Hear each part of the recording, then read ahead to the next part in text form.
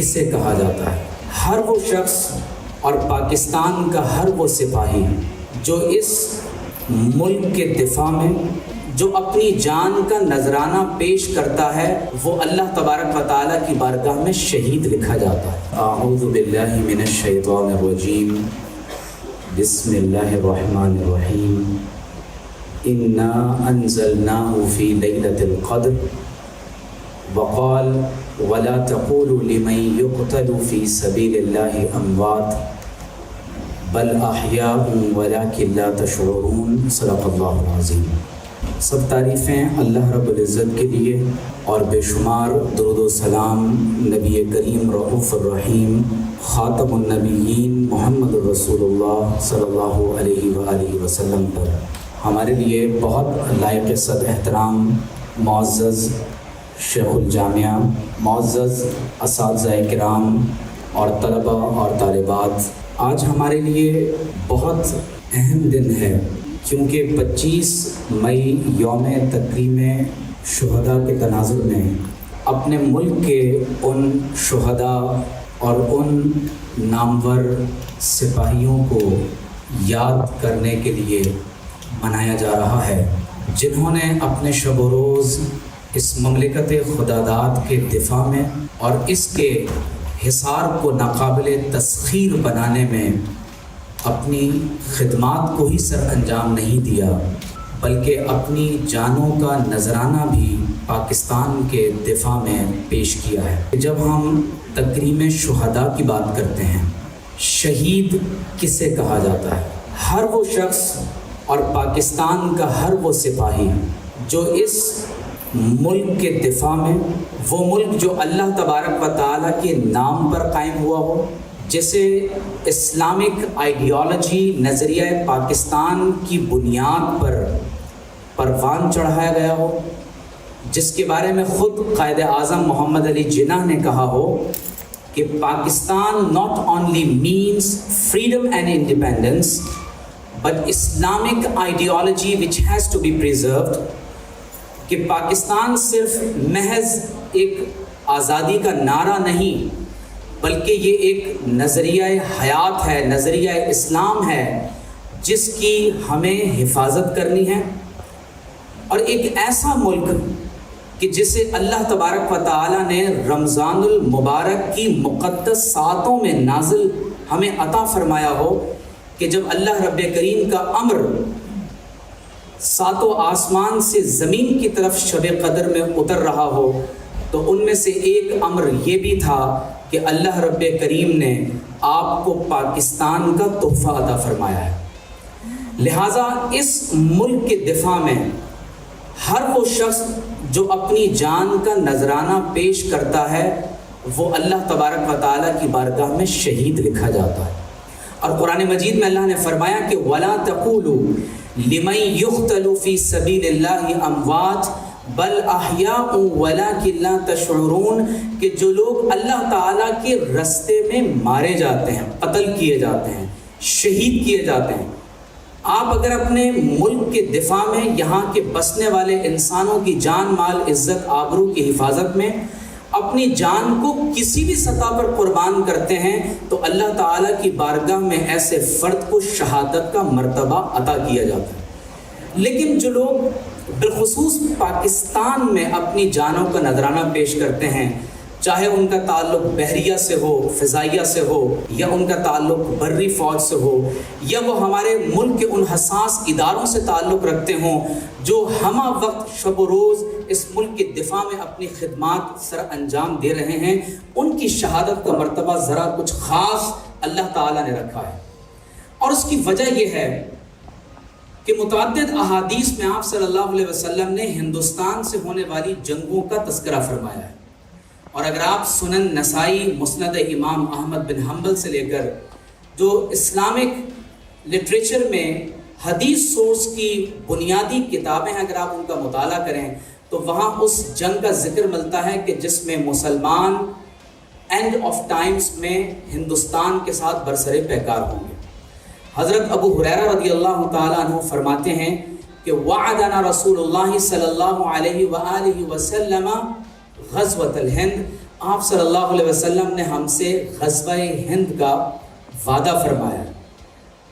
اور اس سے مراد قیامت تک ہونے والی ہر وہ جنگ ہے جو ہندوستان کے ساتھ مسلمان کسی بھی عہد میں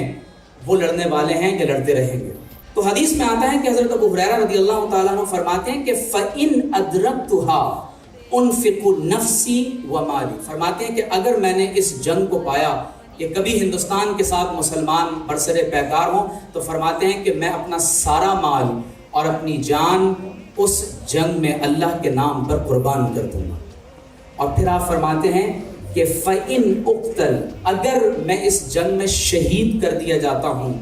كُنْتُ مِنْ أَفْضَلِ الشُّهَدَاء، تو فرماتے ہیں کہ میں صرف شہید نہیں ہوں گا بلکہ اللہ مجھے افضل الشہداء کا مقام عطا فرمائے۔ اور فرمایا کہ وَإِنْ أَرْجِعْ، اور اگر میں واپس لوٹتا ہوں، فَأَنَا أَبُو هُرَيْرَةَ الْمُحَرَّرُ، تو میں وہ ابو ہریرہ ہوں گا کہ جسے اللہ تعالیٰ جہنم کی آگ سے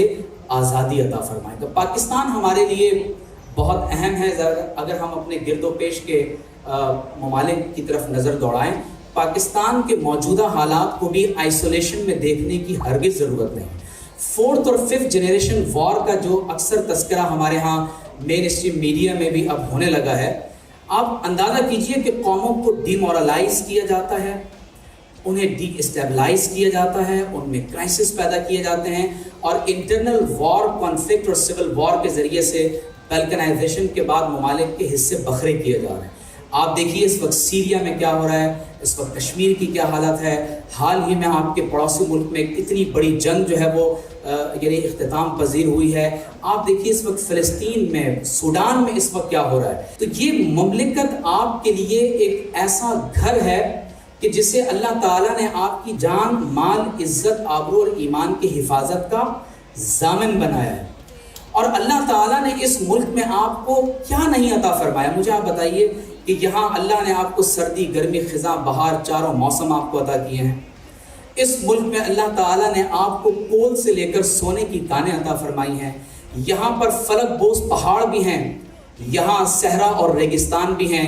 اللہ تعالیٰ نے آپ کو یہاں سمندر اور دریا بھی عطا فرمائے ہیں۔ اور سب سے بڑھ کر یہ کہ اس ملک میں اللہ نے نوجوانوں کی وہ ایک کثرت آپ کو عطا فرمائی ہے، ایک ایسا پوٹینشل اور اسٹرینتھ آپ کے پاس ہے کہ جو صرف پاکستان میں ہی نہیں بلکہ پوری دنیا کے اندر مختلف یونیورسٹیز سے فراغت کے بعد اپنی طاقت کا اور اپنی صلاحیتوں کا لوہا منوا رہے ہیں۔ اور اللہ تعالیٰ نے اس ملک میں بسنے والے لوگوں کو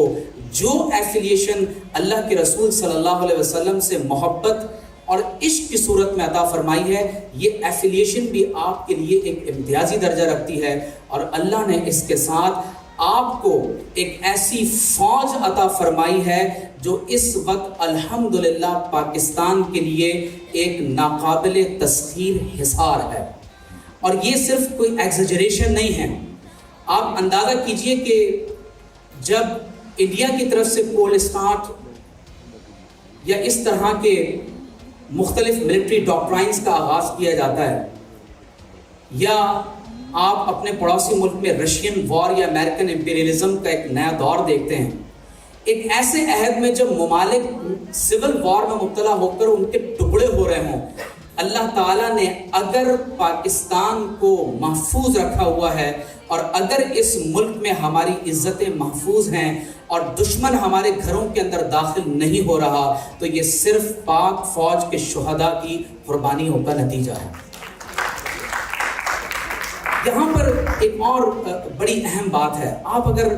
پاکستانی فوج کے مجاہدین کی قربانیوں پر ایک نظر ڈالیں، ویسے تو یہ فہرست ایسی ہے کہ اس کا شمار نہیں کیا جا سکتا، میں چند مثالیں آپ کے سامنے رکھتا ہوں۔ 1965 میں سپاہی مقبول حسین جنہیں قیدی بنا لیا گیا، کین یو امیجن 40 ایئرس کے لیے سپاہی مقبول حسین پر ظلم و ستم کے پہاڑ توڑے گئے اور ان سے کہا گیا کہ ایک مرتبہ اپنی زبان سے کہو پاکستان مرد آباد۔ اس سپاہی نے اپنی زبان سے پاکستان مرد آباد نہیں کہا، یہاں تک کہ بالآخر تشدد کا بہت زیادہ نشانہ بناتے ہوئے اس کی زبان کو کاٹ دیا گیا، لیکن اس نے اپنی زبان سے پاکستان مرد آباد نہیں کہا۔ اور جب وہ اپنے ہوش و حواس کھو بیٹھا اور 40 برس کے بعد جب اسے پاکستان کی طرف بھیجا گیا، اسے صرف اپنا ریکروٹمنٹ کا نمبر یاد تھا، اور جب اس نے دوبارہ اپنی بیرک میں آ کر اپنے بھائیوں کے پاس کہا کہ میں اس وقت رپورٹ کرتا ہوں آن ڈیوٹی، اور جس طرح پوری قوم نے انہیں خراج تحسین پیش کیا، تو اندازہ ہوتا ہے کہ کس طرح سے ہمارے قوم کے ان سپوتوں نے اپنی جانوں کا نذرانہ پیش کیا۔ ایم عالم کو کون نہیں جانتا؟ آج بھی اگر آپ پاکستان ایئر فورس کے میوزیم میں جائیں، ایم عالم فرماتے ہیں کہ جب 1965 کی وار میں جب وہ کاکپٹ میں بیٹھے ہوئے تھے تو کسی نے آ کے وار پلین کے گلاس کو اوپر سے ناک کیا۔ وہ کہتے ہیں کہ مجھے اچانک اونگ آئی اور میں سو گیا، اور جنگوں میں اگر کسی کو اچانک اونگ آ جائے تو یہ اللہ کی طرف سے بہت بڑا انعام ہوتا ہے۔ تو کہتے ہیں کہ فجر سے تھوڑا پہلے کا وقت تھا اور میرے گلاس کو کسی نے ناک کیا، میں جیسے ہی میری آنکھ کھلی تو میری زبان سے نکلا بسم اللہ الرحمن الرحیم۔ اس وقت مجھے اندازہ ہوا کہ اس جنگ میں کچھ مختلف ہونے جا رہا ہے۔ کہتے ہیں کہ جب میں نے فلائی کیا تو ایک وقت ایسا آیا کہ بھارت کے 5 جہاز ایم عالم کے ایک جہاز کے پیچھے تھے، اور اس وقت آپ کی فضائیہ کا بھارت کی فضائیہ سے جو تقابل تھا وہ ایک کے مقابلے میں 3 جہازوں کا بنتا تھا۔ تو ایم عالم فرماتے ہیں کہ ایک وقت ایسا آیا کہ جب یہ سارے جہاز میرے پیچھے ہوئے، انہوں نے اس انداز سے پاکستان کا نام سربلند کیا کہ صرف 1 منٹ سے بہت کم سیکنڈز میں انہوں نے بھارت کے 5 جہازوں کو ایئر ٹو ایئر کامبیٹ میں فائر کیا، انہوں نے ان کو زمین پر گرایا، اور پوری دنیا کی فضائیہ میں یہ ایسا ریکارڈ ہے جو پاکستان فضائیہ کا آج تک کوئی نہیں توڑ سکا ہے۔ میں اپنی گفتگو کو اختتام کی طرف لاتے ہوئے اس وقت جب 4th اور 5th جنریشن وار کی بات کی جا رہی ہے، آئیڈیالوجیکل سبورژن کی جا رہی ہے، بوٹس آن گراؤنڈ سے پہلے اب وداؤٹ فائرنگ اے بلٹ ملکوں کو فتح کرنے کی اسٹریٹجیز ہیں جو اپنائی جا رہی ہیں۔ ایسے وقت میں بالخصوص میڈیا کا، اساتذہ کا، پیرنٹس کا، ایجوکیشنل انسٹیٹیوشنز کا، اور خاص طور پر وہ لوگ جو اوپینین میکرز ہیں، ان کی یہ بہت بڑی ذمہ داری بنتی ہے کہ جب قوموں کو مسلسل ڈیمورلائز کرنے کی کوشش کی جا رہی ہو، اپنے ملک سے وفا کرنا سیکھیں اور اپنے ملک سے وفا کرنا سکھائیں۔ ایک شخص کے لیے اپنا ذاتی گھر بنانا بہت مشکل ہوتا ہے۔ آپ غور کیجئے کہ ابھی ہم نے قومی ترانے میں پڑھا ہے کہ ہم سایہ خدائے ذوالجلال میں ہیں۔ اللہ تبارک و تعالی نے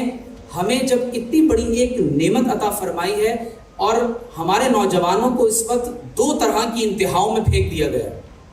بہت امپورٹنٹ بات ہے۔ ایک طرف ہمیں ریلیجیس ایکسٹریمزم کی طرف کچھ لوگ اتنا آگے لے گئے کہ انہوں نے مذہبی رجحان رکھنے والوں کو اینٹی اسٹیٹ ایلیمنٹ، بعض مذہبی رجحان رکھنے والوں کو اینٹی اسٹیٹ ایلیمنٹ کے طور پر کھڑا کر دیا، وہ بالکل ایک یعنی ریلیجیس ایکسٹریمزم کی طرف چلے۔ اور اب ایک نیا رجحان دیکھنے میں آ رہا ہے کہ کچھ لوگ سیکولر ایکسٹریمزم کی طرف چلے گئے۔ یاد رکھیں، ہمیں اس ایکسٹریمزم سے بچتے ہوئے ڈائنامک آرتھوڈاکسی کی ضرورت ہے۔ ہم اپنے اقبال کی زبان میں، ہم اپنے ایٹرنل پرنسپلز پر کبھی کمپرومائز نہیں کریں گے، لیکن we have to be dynamic, we have to be orthodox in our eternal principles، لیکن اس کے ساتھ ساتھ اپنے طلباء کو، اپنی طالبات کو، اپنی قوم کو ہمیشہ اس ملک سے محبت کرنا سکھائیں، کیونکہ اگر یہ ملک نہیں ہوگا تو ہم بھی نہیں ہوں گے۔ پاکستان ہمارے لیے بہت اہم ہے کیونکہ ہمیں یہاں دفن ہونا ہے، اور ہماری آئندہ آنے والی نسلوں کو یہاں پر اپنی زندگی بسر کرنی ہے۔ ان شہداء کے لیے ایصال ثواب کریں، اپنے اسٹوڈنٹس کی، اپنے بچوں کی ذہنی تربیت کریں۔ ڈیمورلائزیشن اور ڈی اسٹیبلائزیشن سے ہم سب کی حفاظت کرنے کی کوشش کریں۔ میں قائد اعظم کے ان ورڈز پر اپنی گفتگو کو ختم کر رہا ہوں کہ قائد اعظم نے پاکستان بننے کے بعد یہ تکریم شہداء کا جو سفر ہے، یہ چند سالوں پر محیط نہیں ہے، یہ ان 25 لاکھ شہداء کی قربانی کے نتیجے میں وجود میں آیا ہے، جنہوں نے 1947 میں پاکستان بننے کے وقت किस मुशक्क़त के साथ आग और खून के दरिया को पार करके वो यहाँ तक पहुँचे। करोड़ों की तादाद में लोग डिस्प्लेस हुए हैं और आज तक ये कुर्बानियों का सिलसिला जारी है, क्योंकि आज़ादी को हासिल करना और उससे कायम रखना ये कोई आसान काम नहीं है। मैं कायद आज़म के वर्ड्स पर अपनी बात को ख़त्म कर रहा हूँ कि कायद आज़म ने फरमाया था कि do your duty and have faith in God, अपना फ़र्ज़ अदा करो और खुदा पर ईमान रखो। There is no power on earth that can undo Pakistan, it has come to stay. दुनिया की कोई ताकत अगर तुमने अपने रब से और अपने मुल्क से वफा की, पाकिस्तान को अंडू नहीं कर सकती। पाकिस्तान कायम है और इंशाअल्लाह ताला क़यामत तक कायम रहेगा, क्योंकि इसकी बुनियादों में हमारे शुहदा का खून मौजूद है और हमारे पास एक नाकाबिल तस्खीर हिसार हमारी पाक फ़ौज की सूरत में मौजूद है। पाक फ़ौज जिंदाबाद, पाकिस्तान पाइंदाबाद।